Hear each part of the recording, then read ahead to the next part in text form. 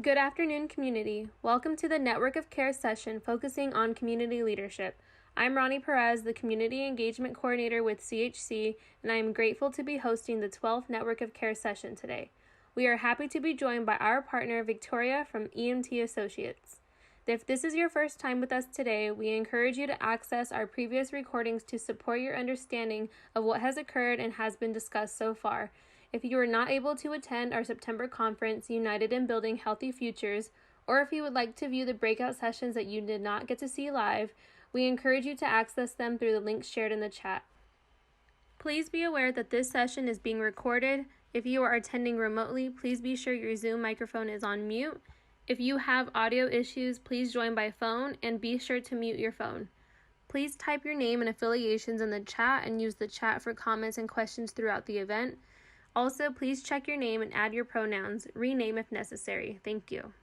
We would like to take a moment to be intentional in acknowledging that no matter where we sit right now, we are on Indigenous land for most of us on this virtual conference today.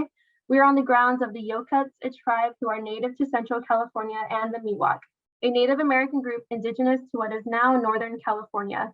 We gratefully acknowledge the Native peoples on whose ancestral homelands we gather, as well as diverse and vibrant Native communities who make their home here today. As an organization that centers on social and environmental justice, we feel it's crucial to be informed on the past and ongoing consequences of colonialism. We encourage everyone to learn about the history of these lands and to support Indigenous resistance here and across California. So this will be our agenda for today. So we have completed the welcome and land acknowledgement. We will touch on ACEs and substance use disorders, and then we will be moving into expanding our network of care leadership, touching on community highlights, and then concluding the session. So we would like to acknowledge that October is National Substance Abuse Prevention Month, and we welcome our network of care partner, Victoria Stewart-Cassell from EMT Associates, who is here to share an important message about substance use disorders as it relates to ACEs. Thank you for joining us, Tori. Thanks. Can everyone see my screen okay? Yep. Okay, great. Thanks so much for having me again. I am Tori Stewart-Cassell. I'm the president of EMT Associates. We're an evaluation research firm that works as, or has as a core area of our business, work in the behavioral health field. So we partner with organizations and all sort of along the continuum of behavioral health, so prevention, treatment, and recovery support services. So today I'm just going to give a very brief overview to talk a little bit and explore the relationship between adverse childhood experiences and the development of substance use disorders, and look at what that relationship looks like and what it might mean for practitioners in the field. So specifically, and we have about 30 minutes, we're going to try to reserve some time. My understanding is we do have some behavioral health providers who are on the call today. At the end, we've reserved about 10 minutes of the presentation time to really have a group discussion. So I encourage everybody to participate in that and to lend their expertise to the conversation. So in the 20 minutes of the session, we're going to look just a little bit at the definitions of substance use disorder. So how are they defined and diagnosed? And look a little bit at the prevalence and impact of SUDs on local Kings County communities. We'll look a little bit, or talk a little bit about the relationship between ACEs and trauma and the development of substance use disorders and some of the research that is helping us understand some of those relationships, the nature of them a little better. We'll briefly discuss the role of trauma-informed approaches and some trauma-specific interventions in addressing behavioral health needs. And that'll include a little piece on the importance of destigmatization and some of the language that we use in addressing substance use disorders in client populations. And then the last part, as I said, we'll reserve about 10 minutes at the end to really discuss how we might be able to apply some of this knowledge about the relationship between ACEs and substance use disorders to day-to-day work, and then talk a little bit about what some of the barriers or challenges there might be within the local Kings County community and system of care that could potentially address through some of the work of the network of care going forward. Okay. So we'll start just to establish a working definition of, what is it that we mean by substance use disorder. So we're going to adopt a definition from the Substance Abuse and Mental Health Services Administration, the federal agency that focuses on reducing the impact of substance use and mental illness. So according to their definition, substance use disorders occur when the recurrent use of alcohol or drugs results in clinically significant impairment, and that can include health problems, disability, or failure to meet major responsibilities at work, school, or home. One thing that's important to note is that the way that we've defined and diagnosed substance use disorders has continued to evolve over time. So the tool that's used for diagnosis is the APA's Diagnostic and Statistical Manual of Mental Disorders. So that's the DSM. We're currently in the 5th version of the DSM, and the DSM-5 diagnoses the severity of SUDs by identifying the presence of certain problematic patterns of use that a client might experience over a 12-month period, and it uses a set of 10 or 11 criteria or symptoms to make that diagnosis, and that's kind of dependent. 10 or 11 is dependent on the substance of abuse. So just a little bit on the sort of evolving nature of these definitions. The DSM-4 that was in prior to 2013 had categorized substance use disorders into two groups. So there was substance abuse diagnosis, and there was a substance dependence diagnosis for more severe substance use issues. So as we've moved into the DSM-5 after 2013, those two diagnostic categories were consolidated into a single category of substance use disorder. So previously, you had to have one of these 10 or 11 criteria to be diagnosed with substance abuse. Now, with the DSM-5, there's one category, substance use disorder, and there's these 3 tiers that really speak to the severity of the disease. So if you meet 2 to 3 of the criteria or symptoms, you would be diagnosed with having a mild disorder. 4 to 5 symptoms would be a moderate disorder, and 6 or more symptoms would be a severe disorder. So what do we mean by some of these diagnostic criteria or symptoms? Just to sort of understand, what is it with someone who's experiencing a substance disorder? What are some of the challenges that they're facing, or the behaviors that you might observe? So there are 4, those 10 to 11 criteria fall into these 4 categories. So we have the area of impaired control. So people have difficulty controlling their behavior, so that could affect the amount that they're using. So they might be using substances in larger amounts over a longer period of time than intended. They have difficulty controlling their ability to quit or cut down on their use. They're spending a lot of time trying to access the substance abuse, using the substance or recovering from its efforts, the amount of time in their life that they're dedicating to use the substance. And then the experience of craving. So are they having the strong desire or urge to use substances? So those all focus on an experience of having impaired control. There's also social impairment. So those might be patients or clients who are continuing to use despite the fact that it might their substance use is causing challenges in their interpersonal life, or causing harm to their relationships, but they're continuing to use. Social obligations, work obligations related to family life, they're failing to meet those. And then people, in terms of their activities in their daily life, they're either stopping those activities or reducing activities that might have previously been important to them. So in terms of their social life or their work life or their recreational activities. There's all in the area of social impairment.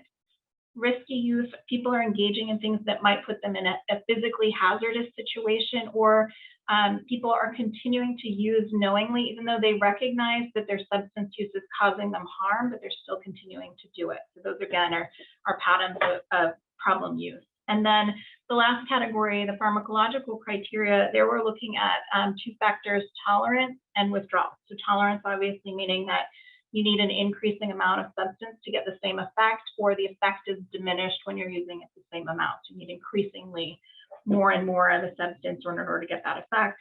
And then you might be experiencing withdrawal, or you're increasing your use of the substance to try to prevent feelings of withdrawal. So that's what's sort of going on in the life of someone who's experiencing a substance use disorder. Those are some of the criteria that are used to diagnose the disease. And then there are 10 classes of drugs that also fit into that DSM diagnosis. I don't need to read through all of those, but you see them there. All of these slides, because we're trying to move through this material somewhat quickly, all the slides will be available so you can go back and reference some of these pieces. So the next set of slides, we're just going to look a little bit about the prevalence. One thing that we know about substance use disorders is that they're relatively common. So this is data from the National Survey of Drug Use and Health. That's the big federal national survey that's been conducted since 1971. Data is collected on an annual basis. And it's really the sort of seminal source of data on tobacco, substance use, and mental health issues in the US population across 50 states and the District of Columbia. So this just really quickly shows you in data for California, about 6% of the population 12 and older in California has a substance use disorder. That's as many as 2 million California residents. Illicit drug disorder, 3.4% of 1.1 million people who are using substances to the point where it would be identified as just a disorder. And this just gives you a little breakdown of the population in treatment. So you can see there's 2 million with alcohol use disorder during the same time period covered in the survey, which is the most current data available. There were 96,000 people who actually accessed treatment for their disorder. And this just gives you a breakdown. The majority of people who are entering treatment are entering treatment to address a drug issue. A small percent are only entering treatment to address an alcohol issue.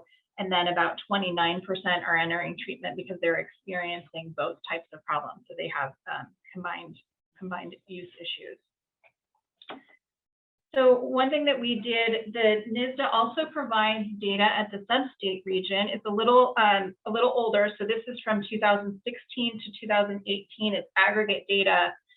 But what this allows us to do is look at data for the state of California. It sees a little bit about the variation that you see depending on what region your state in. Obviously, with counties in the northern region of the state having a much higher rate of alcohol use disorder. Kings County falls into this region 17R. So that combines Kings County, Inyo, Kern, and Tulare. And so they're sort of right in the middle of the pack. 5.4% of the population is estimated to have an alcohol use disorder. So what we did is we sort of extrapolated this to the Kings County population for 2020. So we looked at the population within the county of people who are 12 years and older. That's about 125,000 people. So the estimated users is about 6,700 people who are 12 and older in the county who have an alcohol disorder. So that just gives you a sense of the magnitude of the problem. We also have a few slides. So at the sub-state level, you're a little more limited in the data that you can look at within California. This is just some data on marijuana use rates and also cocaine use. So these are not at the level of disorder, but these are just prevalence rates. You're welcome to look later on. I won't go through the details on these slides now, but gives you some of those estimates at the sub-state level. And what, I think probably we all know is that substance use, particularly when it's more prevalent within a population, it can lead to some real adverse health and safety consequences, not only for individuals, but for the communities that are impacted by higher rates of prevalence. So there are, this is from the Surgeon General's report, just looking at, what we probably all know about consequences of substance use. So there are immediate direct consequences. Obviously, the most serious are overdose and death resulting immediately from use. There are some indirect health and safety consequences. So impaired judgment associated with use or misuse leads to risk behaviors, and that could result in injury, impaired driving, unsafe sex practices, needle sharing, things that put people at sort of indirectly at risk to their health or safety. And there are obviously acute and chronic health conditions associated with use and then prolonged use. And then broader societal consequences, so reduced productivity in the workplace, increased healthcare costs, incidents of crime and violence, and infectious disease transmission, family dysfunction. So all of those are consequences associated with use. So now we move into looking a little bit at the ACEs study. I think everyone is familiar if you participated in the ACEs network of care calls in the past, about the landmark study of the CDC and Kaiser Permanente that really started looking at the experience of adverse childhood experiences and how that translated into some negative health outcomes over the course of the lifespan. This just shows you what that progression looks like. So here down, early childhood experiences before the age of 18 can lead to social, emotional, and cognitive impairment, which in turn results in the adoption of some health risk behaviors, leading to disease, disability, and other social problems, and then premature death at the top of the pyramid. One of the things that early study identified is that there are some research gaps. So these arrows that you see are really focusing on where those early researchers who did that study, what they identified as places where they wanted to have some additional research to really understand what was in these relationships between adverse childhood experiences, impairment, and then the subsequent adoption of health risk behaviors. So that really spurred a lot of subsequent research studies, and many of them that focus specifically on the relationships between ACEs and substance use disorders.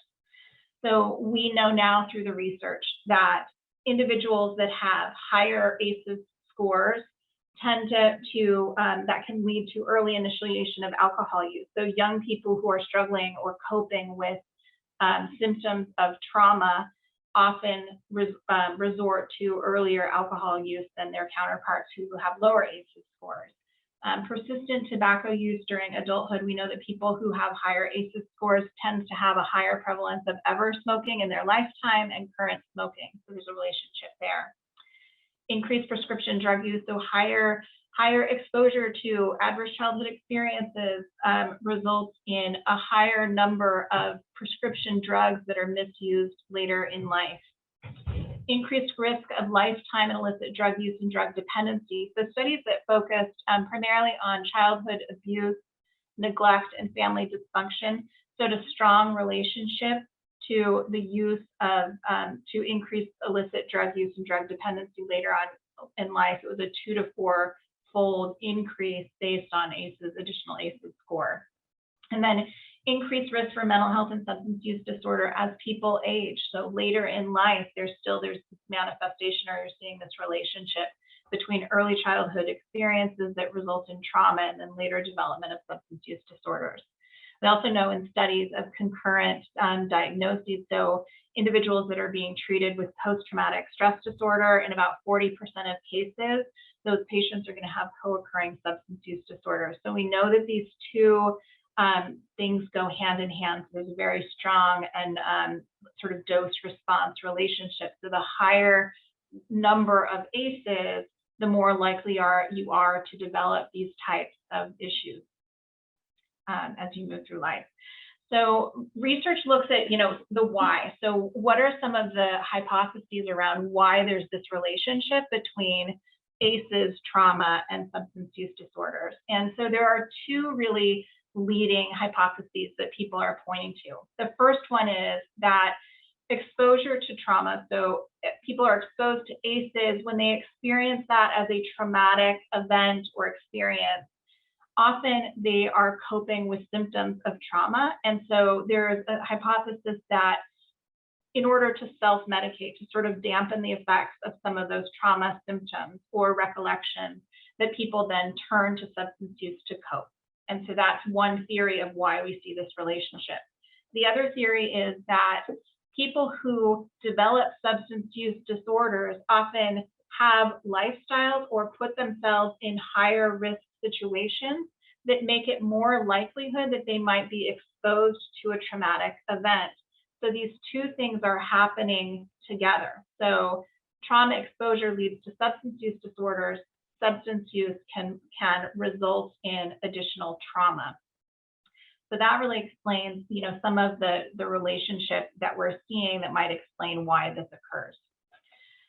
So now transitioning just a little bit, okay, well, so what do you do? So there are a couple of different things that as a service system that providers can think about doing. So one of them is sort of acknowledging that individuals, we know that substance use is prevalent, and we also know that ACEs is very prevalent, right, in our community, in our systems. And so adopting a trauma-informed approach that isn't specifically designed to treat the trauma, but is designed to create service systems and settings that are trauma informed and that are trying to support people and avoid re-traumatization. So we refer to the 4 R's, right? So reconsidering causes of addiction, understanding this relationship between trauma and substance use, sort of looking at substance use disorders through a different lens and understanding that there is this tie to what people may have experienced early in life and what does that mean for them.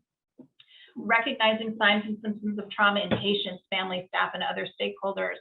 This also speaks to the move towards screening. So the importance of really being able to identify people who've experienced trauma, because we know that there are these associations with later negative health conditions, right? Responding by fully integrating knowledge about trauma into policies, procedures, and practices. Getting organizations to be knowledgeable about trauma and the effects, the relationship to toxic stress, and really integrating approaches into their policies, procedures, and practices so they're creating these more trauma-informed and supportive environments. And then really taking steps to actively resist re-traumatization. We know that there are that individuals who have lived experience, survivors of trauma, often in their health and service settings, have experiences that are re-traumatizing. And so trying to identify what some of those things might be and really create service environments, policies and procedures and practices that avoid that re-traumatization. So that's sort of creating this trauma-informed approach at the organizational level. There are also, and that actually is also speaks to the principles of a trauma-informed approach. These are probably very familiar if you have attended any of the ACEs Aware Network of Care events. These principles are really reinforced in all of the messaging and learning around ACEs. But just quickly, safety, trustworthiness, collaboration, mutuality, empowerment, voice and choice, and emphasis really on resilience and recovery, and then really taking into account cultural, historical, and gender issues and how we can create environments that are culturally responsive. So focusing on those principles of a trauma-informed approach, speaking to creating these service systems and environments that recognize the prevalence of trauma and that are informed and knowledgeable. And then the last piece are also trauma-specific interventions. These are interventions that programs can look to. Many of them are evidence-based program models that really do focus on addressing the underlying trauma and the symptoms that people experience related to ACEs and trauma. And for those trauma-specific intervention programs, these are sort of some general tenets of what they need to recognize. So recognizing the survivors need to be respected, informed, and optimistic about recovery in our behavioral health service systems and in our broader service systems. Making sure that we understand the interrelationship between trauma and substance use. And so to the extent possible, really addressing treatment approaches that integrate the two rather than treating trauma and substance use disorder as separate phenomenon, recognizing that they're interrelated and adopting integrated treatment approaches. And the last one is the need to work collaboratively with families and friends of the survivor and at the agency level, really to ensure empowerment and promoting a focus on resiliency and recovery.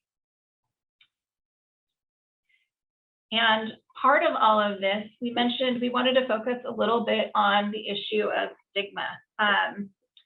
So stigma, we'll adopt a definition of stigma as being attitudes, beliefs, behaviors, structures that interact at different levels of society and that can translate into discriminatory attitudes and practices towards people with mental health and substance use disorders. We know that substance use disorder is one of the most highly stigmatized diseases that there is. And partly in reflection of the fact that stigma tends to be driven by two key factors or perceptions. One is the perceived cause of the condition, who's at fault. So often people with substance use disorders are viewed as people who are responsible or who should be blamed for their own situation. If they had had better control, they wouldn't be in that situation. It doesn't recognize substance use disorder as a disease and an effect on brain and behavior as well. So cause of the condition, if people are seen as being at fault, there tends to be much higher level of stigma. Similarly, perceived control over the condition. If we perceive that someone with a substance use disorder that it's a choice that they're making or continuing to make, and we don't take into effect all of the other factors that lead to the disease, then there tends to be a much higher level of stigma. And so that those two things contribute to the reason why substance use disorders are so highly stigmatized. And we know that a high level of stigma often translates into implicit bias and can negatively affect quality of care.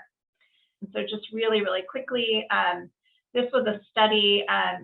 You're welcome to look at this a little later on, but just very quickly, group of respondents were given questions about two groups of people. They were told these people were actively using drugs and alcohol. One of them they labeled as, and these are hypothetical people, one who was labeled a substance abuser and the other who was labeled a person with a substance use disorder. People were asked to respond to questions about these. Now, in the respondent sample, it's important to note that 50% of the people who were answering these questions were healthcare professionals.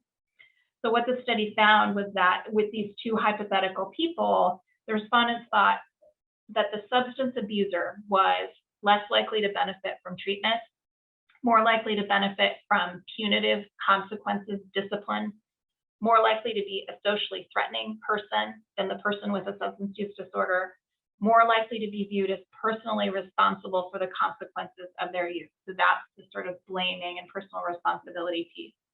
And then less likely to be seen as having more control of their use or being able to have control over the use without outside help. So a substance abuser is someone who they could, if they chose to address the problem, they could be successful. They don't necessarily need treatment. So those are factors that tells you that those are the types of attitudes that often people confront in their healthcare systems that can contribute to that re-traumatization. And one of the things that ties into stigma, that's sort of a manifestation of that stigma, is the language that we use in speaking with people. So this came from a research study that really focused on how do we refer, like in the literature, in practice, in families and individuals, how do we refer to people and what are ways that we can use, how can we adjust our language to destigmatize? Using people first language. So not talking about the alcohol or the alcoholic or the addict, but the person with an alcohol use disorder, putting the person before the behavior and not defining the person based on their behavior. Framing addiction in medical terms. So not talking about a habit or an addictive disease, but talking about medication-assisted treatment and framing it as a disease and putting it into a clinical frame as opposed to a choice or a behavior or a moral failing. Using language that promotes recovery. So in talking, this is often providers in systems. When clients may not be adhering to their treatment protocols, rather than using terms like non-compliant, unmotivated, or resistant, transitioning to, this is a client that has free choice, that they are empowered to make decisions about their own recovery trajectory. So they might be experiencing ambivalence about change. They haven't begun to pursue their recovery. They've opted not to adhere to a particular treatment regimen. So just thinking about the way we refer to the disorder and we refer to the people. In families, avoiding slang terms or idioms. So not talking about using terms like strung out, they're an addict, they're a junkie, talking about clean or dirty. Those are all words where we can focus our attention and see if we can focus on language as a way to remove some of the stigma associated with these disorders.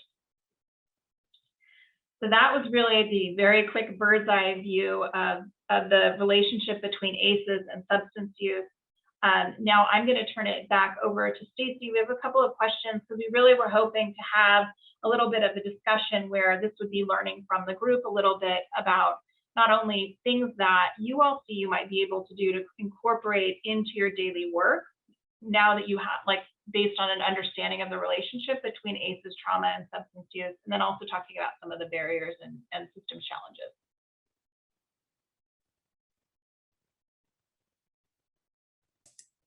Thank you, Tori.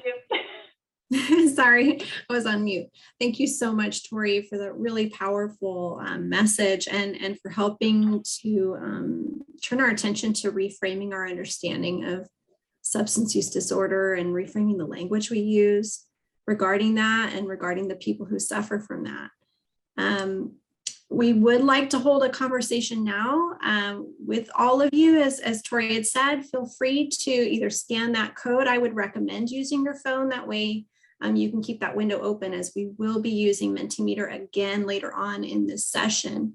Or you can go to menti.com and put in the code you see on the screen. Also, Ronnie has shared it in the chat.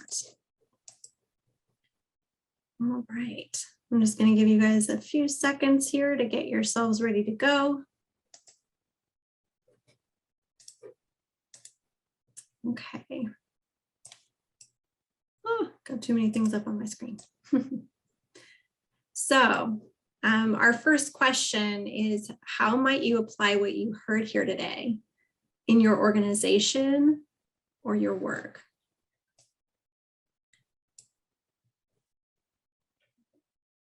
And if you feel more comfortable sharing your thoughts verbally, feel free to unmute yourself and speak on your experiences or on how this information is causing you to maybe question your approach or shift your approach.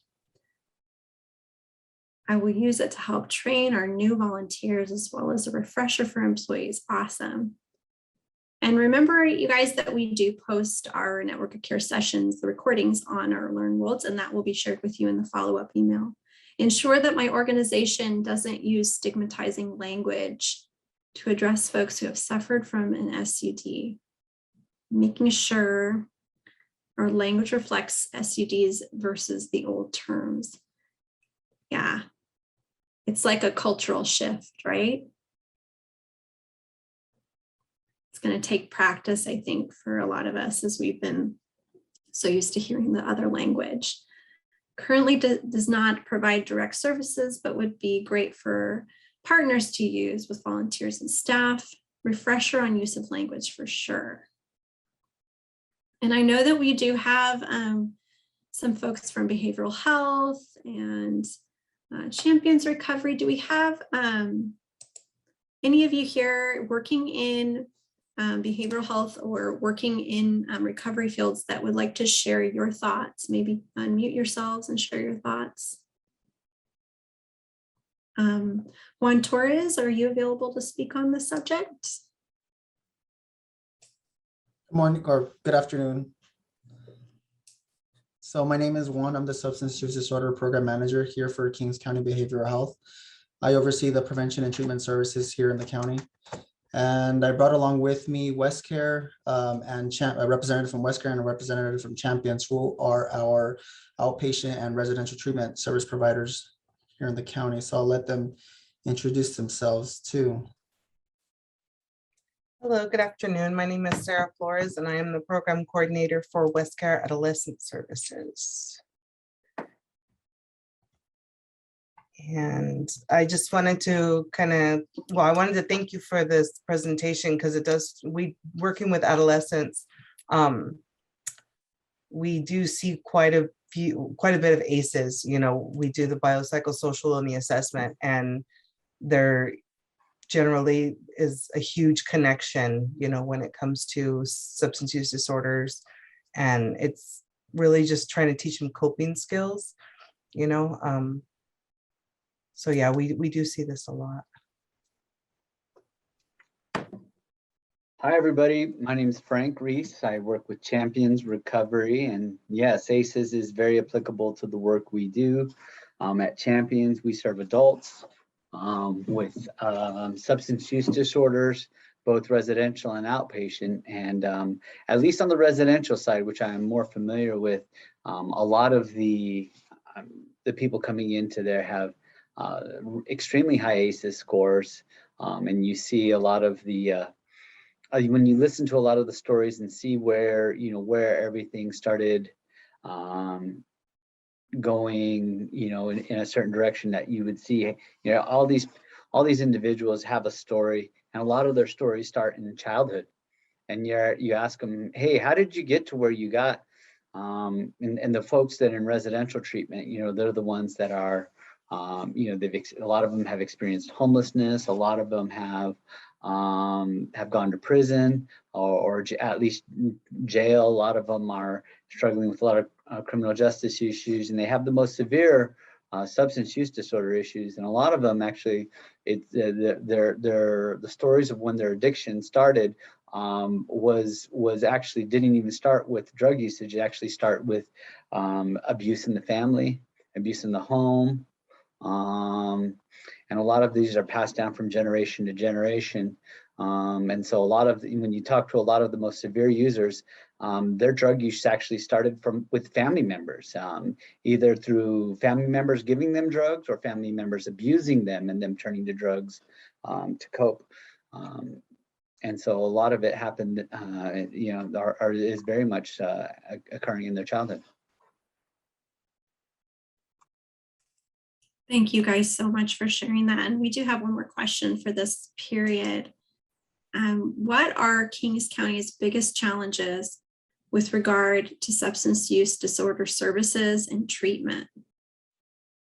And anyone in the community can share their thoughts on this. And we also are looking to our guests here today to share what they believe are barriers to either services being accessed or the availability across Kings County. So one thing that I would like to mention, and it kind of was going to go off of what Frank had just shared, was parental support. We don't see a lot of support in the homes. And, if you have parents who, because marijuana is legal, they have it, kids have easy access to it.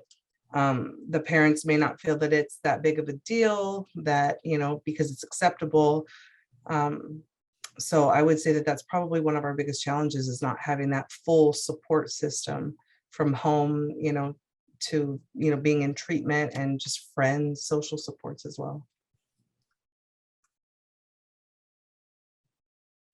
Thank you for sharing that, Sarah.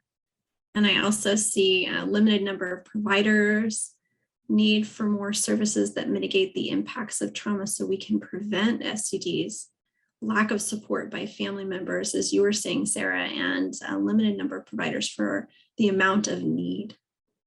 So the need is high in this community.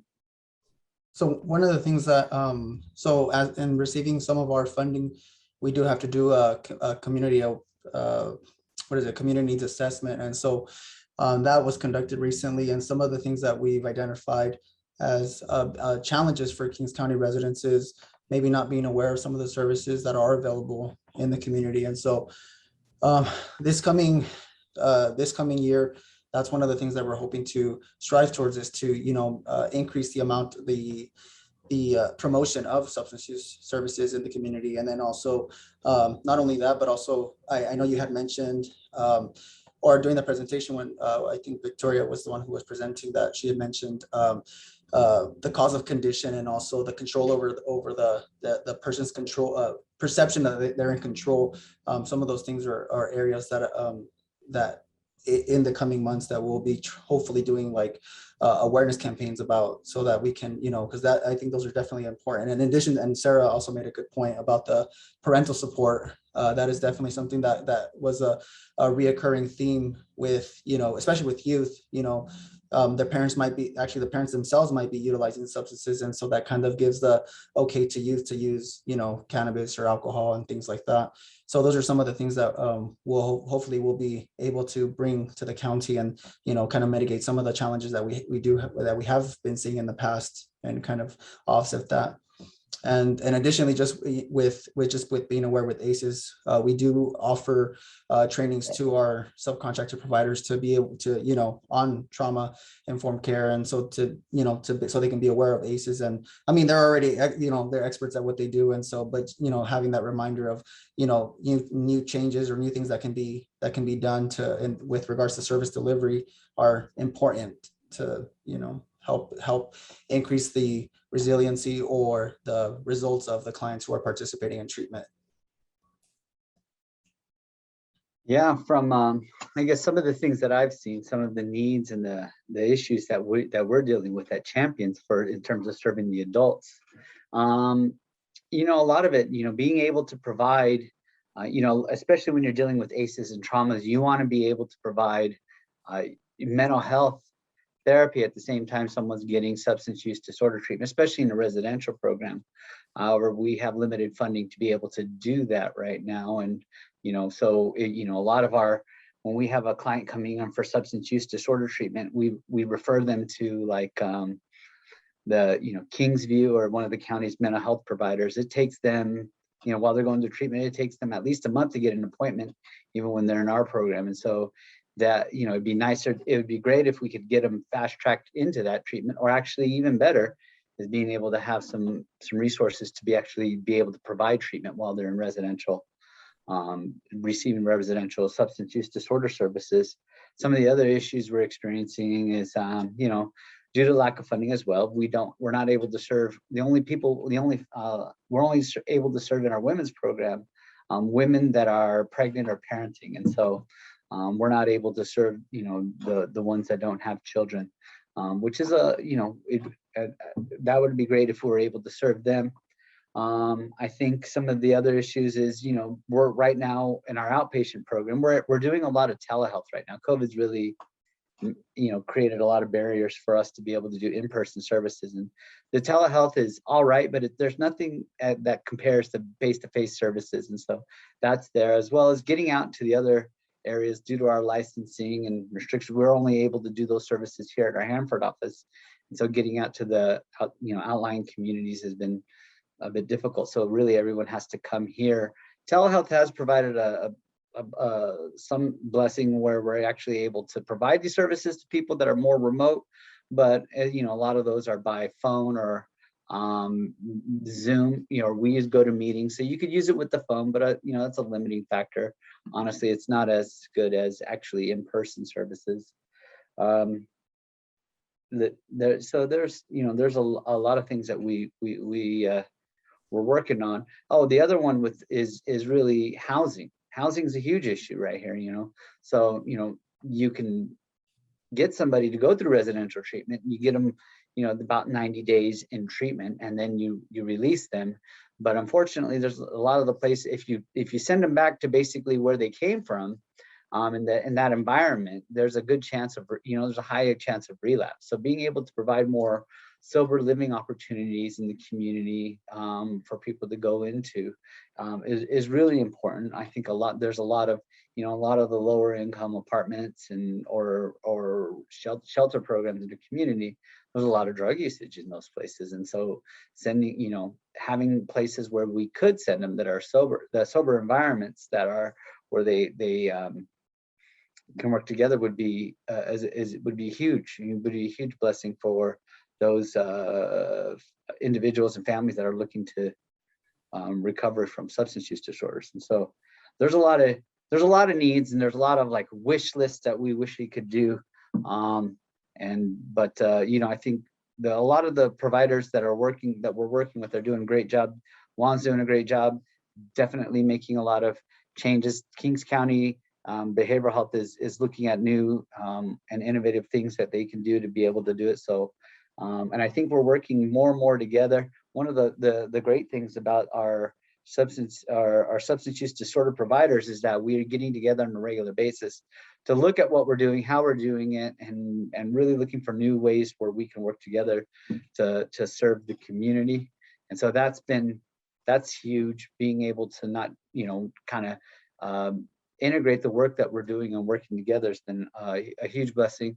We're also working with like King's Partnership for Prevention, and we have a regular substance use prevention work group that's going on right now. So that's been huge. And so we meet once a month, and it's open to the community. A lot of you all are involved in that, and that's been great to see. Thank you guys all so much for sharing your insights and your awareness of the barriers in the community.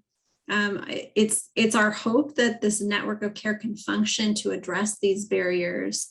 When I see this note here about coordination and service linkage between agencies, that's where, the referral exchange from Kings United Way can come into service, that linkage with those bidirectional confidential referral systems going between these different sectors. And so we're really, really happy that you guys are able to join us today and share your knowledge and your experience and provide us with that insight so that our leadership knows what directions to take.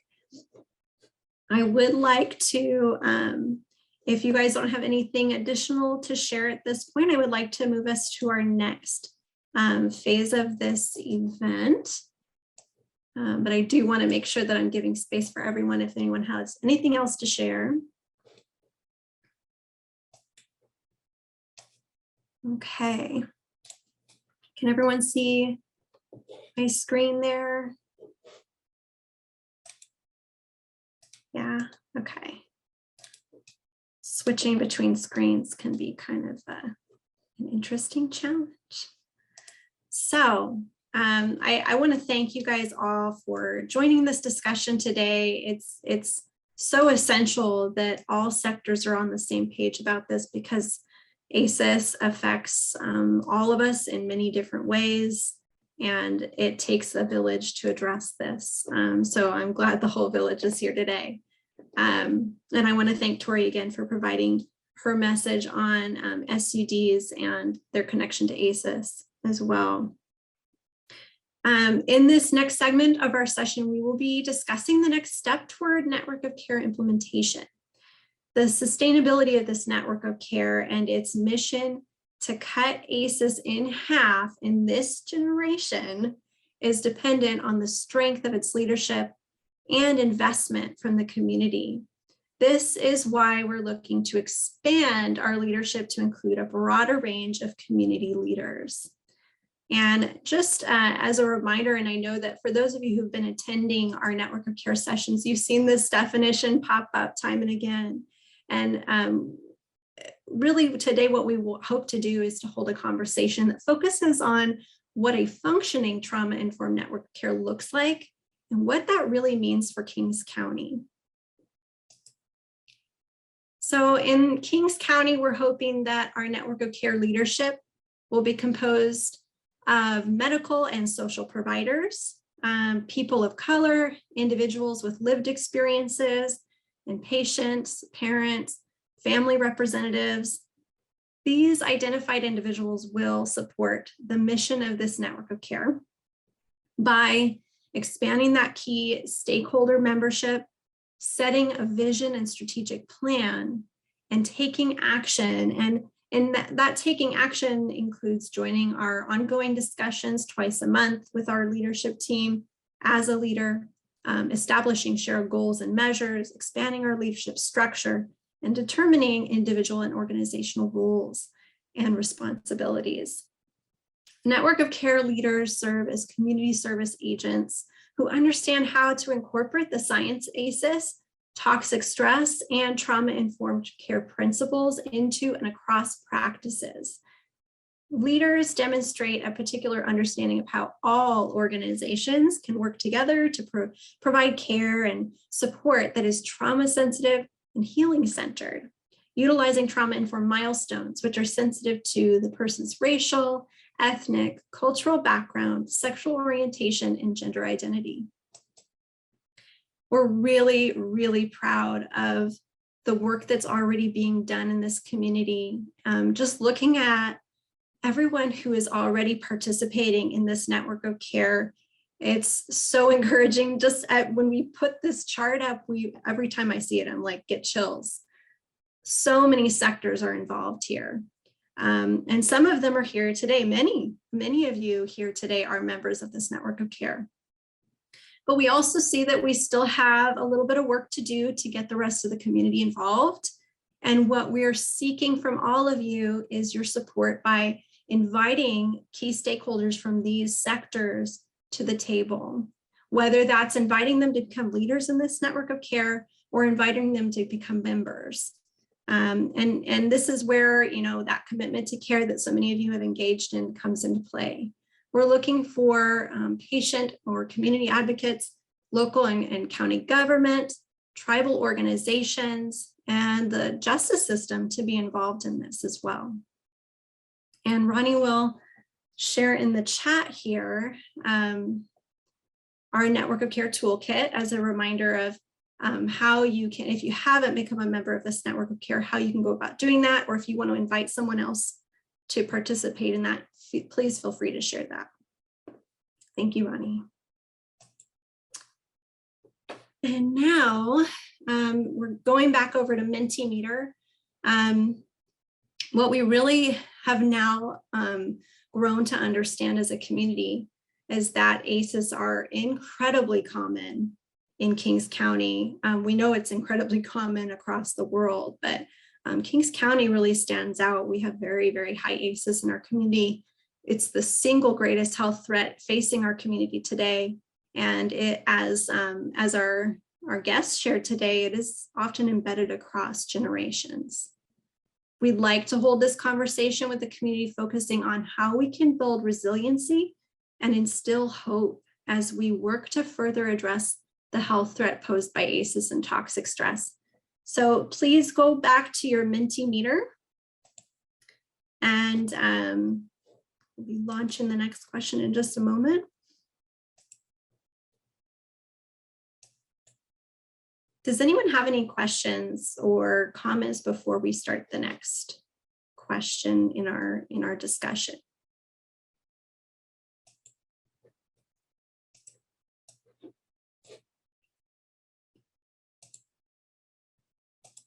All right.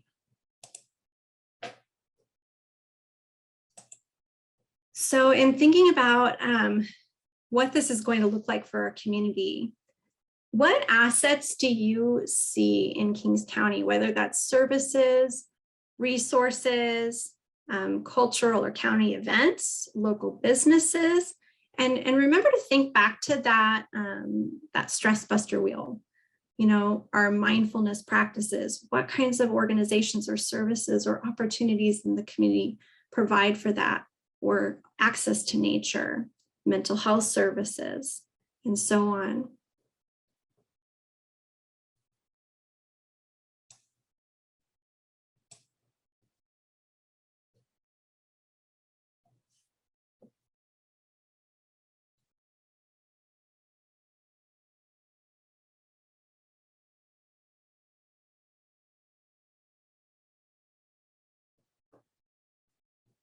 And if you feel more comfortable speaking about this rather than typing in an answer on Mentimeter, you're welcome to unmute yourself and share your thoughts. So we see West Care, the Dia de los Muertos event in Armona. We need more of these type of events. The Farmers Market in DT. And these both really speak to community. There are a lot of organizations in Kings County that truly care about their community. A lot of hands to take on big projects related to reducing ACEs. And that really does come down to getting us all at the same table and aware of ACEs together. Churches that work together and care about the community. Our faith-based organizations play a big role in our culture in Kings County.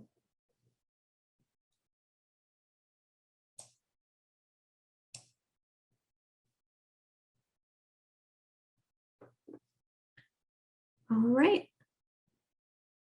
Before I move on to the next question, does anyone have anything they would like to share, whether you want to unmute yourself or add a comment? There are good linkages within the community partners. Yeah. And we, again, have that growing membership to this network of care. And as we do that, and as we expand the referral exchange and get more of our community on the referral exchange, the awareness of those resources gets to the people who are providing treatment so that they know what resources they can refer out to. So that comes down to us maintaining that outreach to the community and reminding them of the referral exchange and what they can do to be a part of it. Community events and partnerships providing linkages. So if you could provide maybe a specific example of what kinds of community events, I see two listed here, two specific community events. Do we see more community events as being opportunities for these linkages to be made?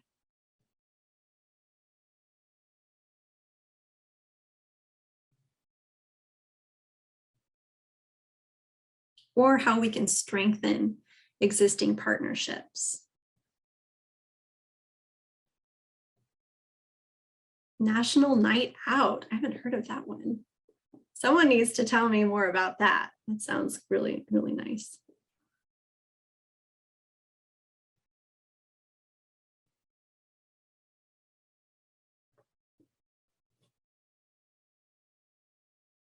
Okay, I'm going to be moving to the next question.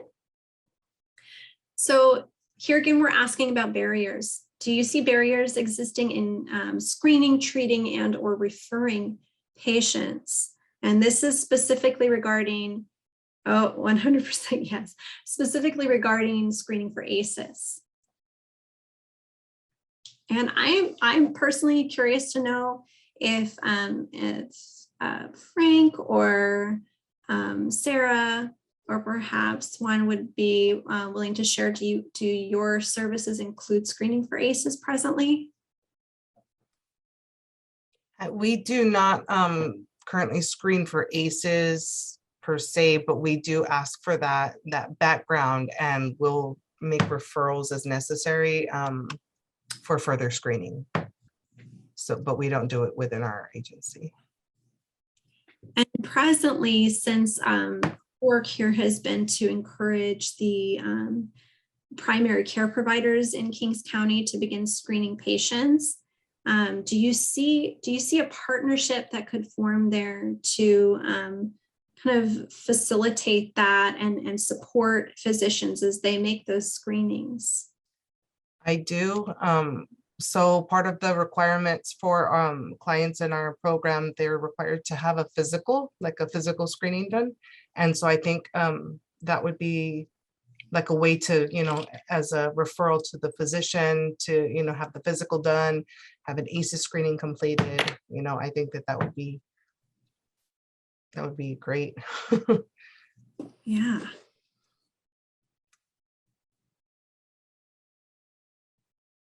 All right, so we have a 100% yes, and nobody's saying no. So for those of you who responded to this question, would anyone be willing to unmute yourself or share in the chat and elaborate on what specific barriers you see with regard to screening, treating, and referring patients with ACEs? Oh, yes, go ahead, Lucy. Hi, Stacy. So I didn't necessarily answer in the chat, but I did want to just give a little background as to what Family Healthcare Network has been doing with ACEs. I know in the past I have been able to speak with you over that, and I just did want to share with the group. So Family Healthcare Network, for those of you that don't know, we are a healthcare facility. We operate in 3 counties, Kings County being one of them. And so what we have done to work with the ACEs is we have actually incorporated this into our new patient packets. And so any patient who comes in is automatically getting an ACE screening, which allows us to capture that information right off the back. For patients that we have had for a long time, it is something that our MAs are educated to look for. And if it hasn't already been completed, then the MAs administer the ACE screening tool, provides that information over to our providers, who reviews that and then properly addresses it depending on what was selected. So we haven't necessarily encountered any barriers using this screening tool. What we have encountered barriers with is being able to track the information. So we've been working on a tool to be able to track how many patients my team particularly assists with any referrals done. And we do have something in place at the moment that allows us to track that. But what we have been seeing is the fact that we obviously don't want to ask the patient, have you already had an ACE screening, because we want to minimize the exposure, or them having to repeat the experience over and over. So one of the things that we're having to do is directly communicate with our providers to ensure that is this a patient that you're referring to me through ACE? And a lot of times that information is not being transmitted over to us properly. So that's what we're having the issue with. But as far as like the ACE screening tool, I think that we found a pretty effective way to ensure that we're capturing as many patients as we can. Thank you so much for sharing that, Lupe. So it sounds like you guys are still working to refine your protocols with regard to that referral process. And I really appreciate you sharing your learning experiences through that. And again, this is where that, the referral exchange also can help provide tracking with whether or not patients are actually following through on referrals or receiving those services if you're having to refer out. And I know that Family Healthcare Network, you guys have a lot of services in-house, but there's still sometimes where you need to outreach to the community. And that's where that referral exchange can really come into play.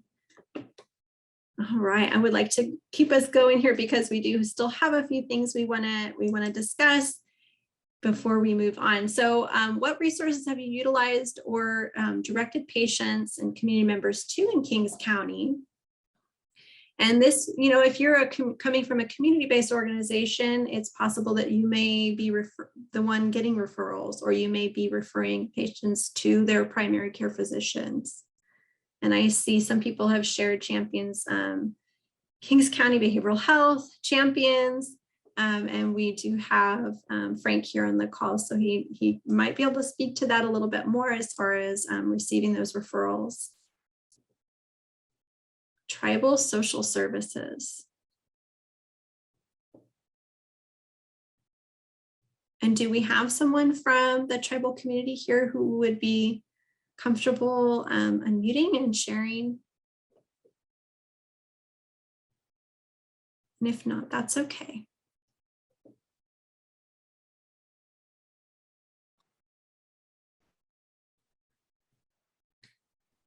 And oh, did someone unmute? Oh yeah, this is Frank. Yeah, so for us to refer somebody to Champions, we asked that people refer them to our outpatient program first, whether they need residential or outpatient treatment. They all get screened by our outpatient staff to determine what their appropriate level of care should be, whether they need residential treatment or whether they need outpatient treatment, as well as being screened to see if they qualify for services. You have to be a Medi-Cal beneficiary from Kings County in order to be served here in Champions. Because one of the limiting factors here is for those people who have private insurance. A lot of times there's very limited private insurers that serve clients with substance use disorders in the community. That's something that Champions is we're going to be looking into getting and seeing if we can serve that community as well in here in Kings County. I wonder what the reason would be for that, that lack of coverage. Is that perhaps related to some of those stigmas that we were discussing earlier, or maybe just a lack of education on those insurers' part of just being aware of this as a disease? Well, it's not the insurance company's issue. It's just lack of organizations that are serving private insurance. There's more hoops to jump through in order to do that. And so a lot of the times the organizations that serve the private insurance market are not the same organizations that are serving the Medi-Cal folks. And so a lot of the ones that go after private insurance, those are the ones that charge hundreds of dollars a day to receive treatment services. And those are the ones that they limit you to 28 days of residential treatment and then outpatient treatment. So there's a lot more complicated, it's a different process for going to private insurance. And so a lot of the providers that in most counties that are serving the Medi-Cal population, they're not usually serving the private insurance market. And so we don't really have we have a few people that are serving the private, individual to private insurance, but not a whole lot here in Kings County. And so that's why we're looking into okay, what do we need to do to start serving that population? Because it's a lot of it's an unmet need in our community. Thank you so much for sharing that. So do you feel that mental health or behavioral health services are readily available within the community? And this is another one of our yes or no questions. So depending on what your answer is, please feel free to expand on that in the chat and provide us with specific examples. Or you may also feel free to unmute yourself.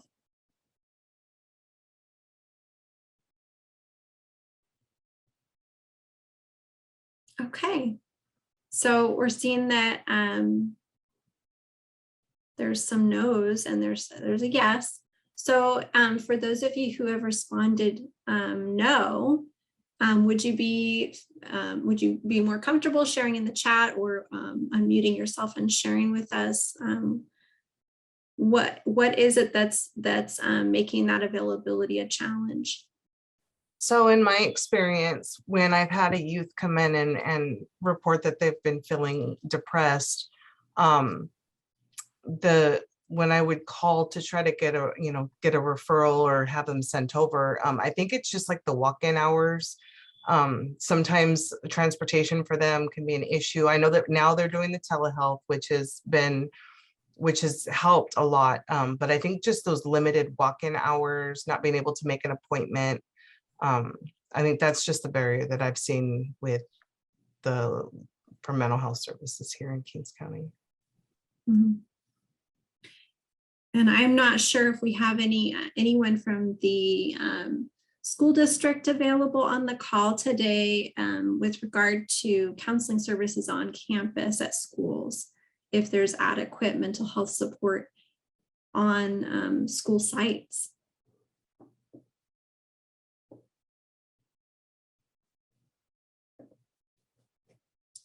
All right, and you guys can certainly continue that in the chat. In the interest of time today, as we are getting close to our 3:30 point, I want to keep us going. What strategies have you utilized in your organization and or work to promote a trauma-informed community? And Tori had shared those points on what are those points of a trauma-informed community. So that's that empowerment and the transparency and trustworthiness. As well as promoting post-traumatic growth.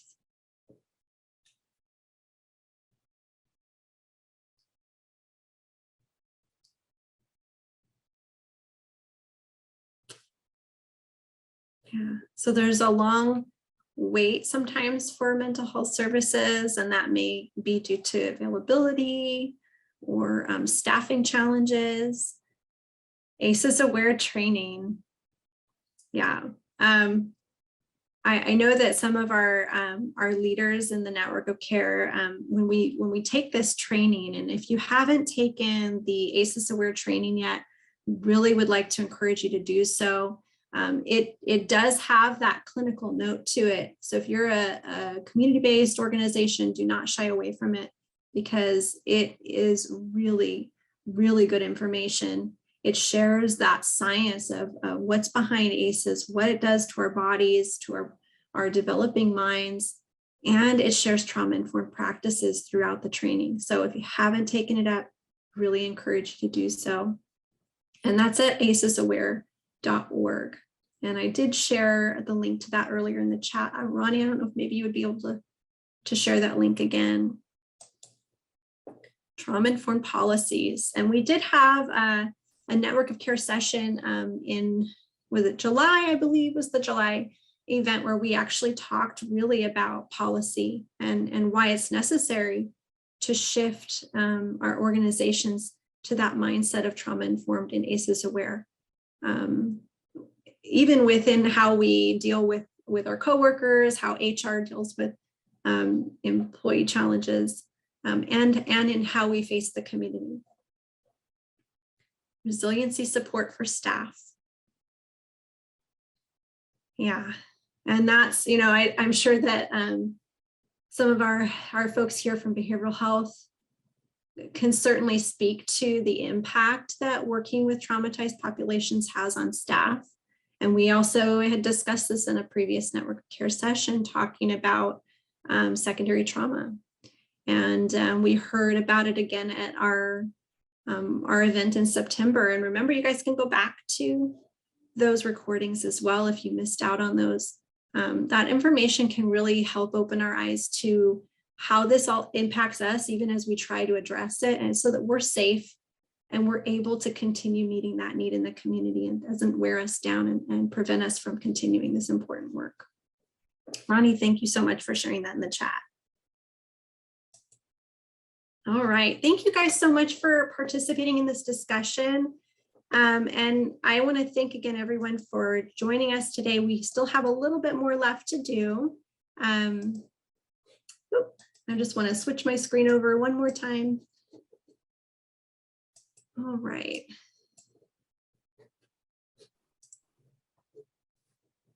Okay, so now we will be conducting a quick poll where we are seeking to know if you see yourself in this leadership role in the network of care, or if you know someone in the Kings County community that you believe may function as a key leader in this work. Launch the poll. Okay, I feel like we have a steady amount of responses. Thank you for participating in the poll. End it. So now Stacy will be sharing the sample letter of commitment and leadership recruitment message template to everyone in the chat. We want to ensure that you have the support to make these connections and invite those leadership that you may have had in mind while taking that poll to these meetings. We will also be sending out a follow-up email to everyone that contains all of the links and all of the documents shared today. We would also like to encourage you to come to the next Network of Care session on November 15th and invite those key stakeholders that you are thinking of. Stacy will be putting the registration link in the chat for you to share with peers and leadership.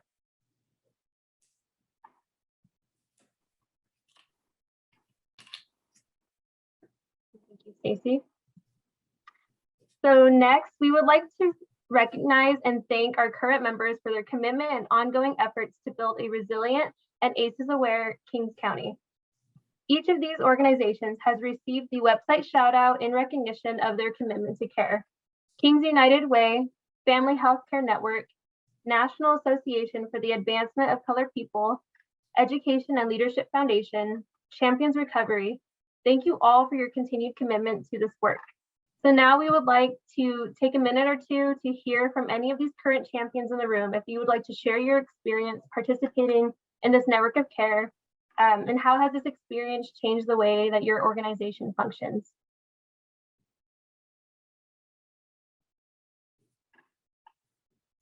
And remember that you can share either in the chat or you can feel free to unmute yourselves and share.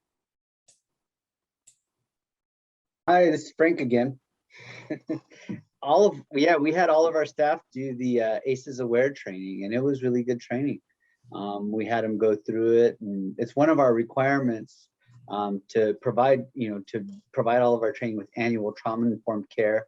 And this is great training. Our staff benefited from it, and so we really appreciate you all putting it out there and being a really good presentation overall. And I think our staff, anytime we can participate in stuff like that, we grow as a staff. And I really like the fact that it's recorded and a lot of our staff can access it whenever they're free, because a lot of times we can't.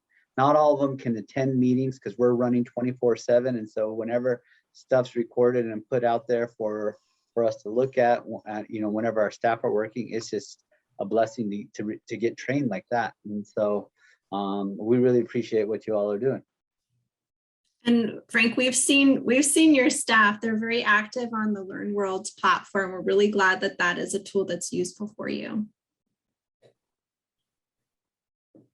Thank you. Would anyone else in the room like to share their experience being in the network of care? Okay, so next we will like to take this time to open up the room to the community. Please share with us the work you are doing in the community surrounding ACEs. And again, you may put in the chat or feel free to unmute yourself if you're comfortable. I just wanted to share, I've enjoyed my time being on the Network of Care's leadership committee.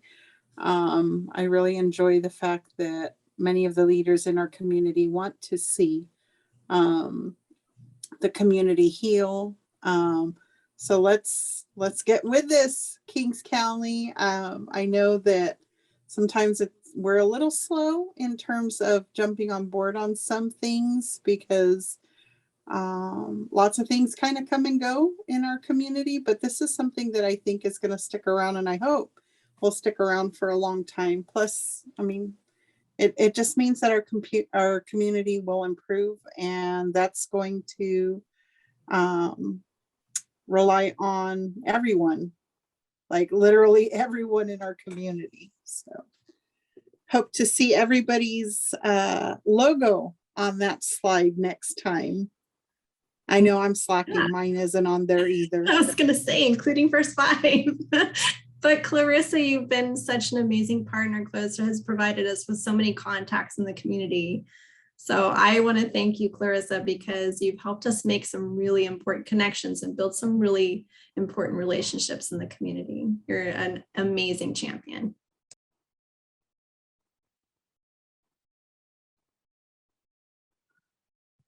And then also, as a reminder, we will be sending out a follow-up email with all documents and links in order for you to pass this information on to leadership and uptake membership as well. So next, we are so grateful for our community's participation in these Network of Care events, and we are always looking for ways to improve the resources that we offer. With that in mind, may you please take a few minutes to complete the evaluation survey that Stacy has already put in the chat. And then for question number 7, what organization hosted this activity? Please put Kings County ACEs Network of Care. Okay, and next up, we have the save the dates for the next Network of Care sessions. So the next one will be November 15th, and then the one in December will be on the 13th. So Stacy will put that link to register in the chat. Reminder to please share this link with your peers and community leaders who will be instrumental in building a strong, sustainable network of care. If you or someone you know are not able to attend the live sessions, please keep in mind that these are also made available on Learn World, and the link will be shared in the chat as well.